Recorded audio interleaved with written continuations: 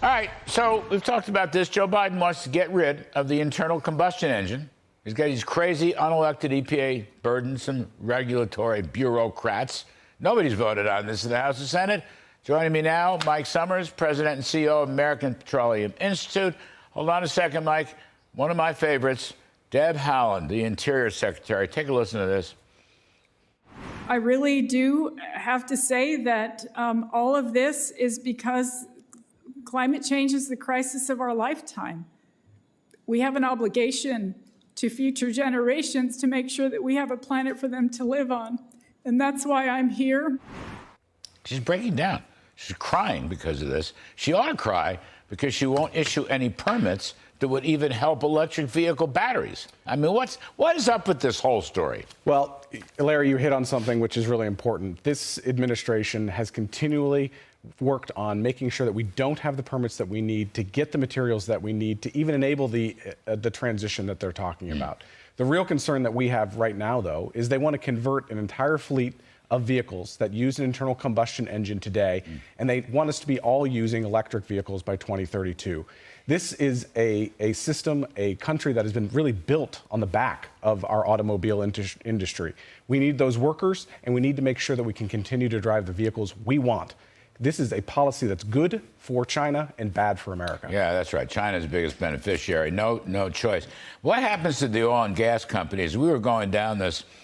America using crude oil, 49% gasoline, 26% diesel, 8% jet fuel. That's 83% of the oil use. Now, there are other refined and distillates that they use. Was it due to the oil and gas? If the Bidens get this, I don't know that they will. A lot of people think they won't. But if they get it, and you have all these electric cars by, whatever, 2032, 2035, what happens to the oil business? Well, the bottom line is that the Energy Administration Agency, which is the Biden energy source of knowledge, they say that even under the IRA benefits, that only 15% of our fleet by 2030 is going to be electric vehicles. And so even the Biden administration is saying this isn't possible, but they're trying to put a regulation in place that 60% of vehicles sold in the United States in 2032 is going to be electric.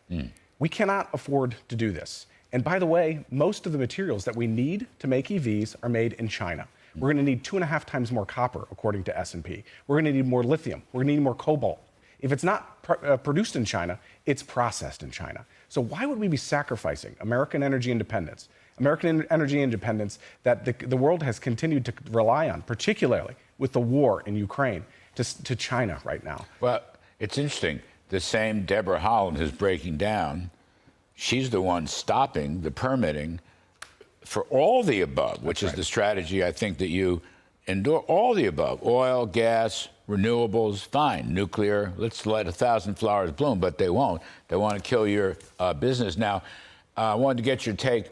The House Republicans, Kevin McCarthy and company, Steve Scalise was the quarterback, has come up, with H.R. 1, which would reopen all of the fossil fuels, which is what we need. We're going to have permitting reform, important permitting reform. So, are you all going to get behind that? We have endorsed H.R. 1. We think it's the right policy for America, but it's not just good for oil and gas. It's also good for those that are trying to produce more renewables in this country as well. It is an all-of-the-above approach. And I think Democrats and Republicans should unite together to actually pass this legislation. And by the way, you hit on another important point. If we're going to power the future, we need to be able to mine for the future as well. Try permitting a mine in this country right now to produce the kind of materials that they're going to need to electrify this country. It's almost impossible. This Haaland stopped the Iron Range up in Minnesota, Lake Superior, whatever.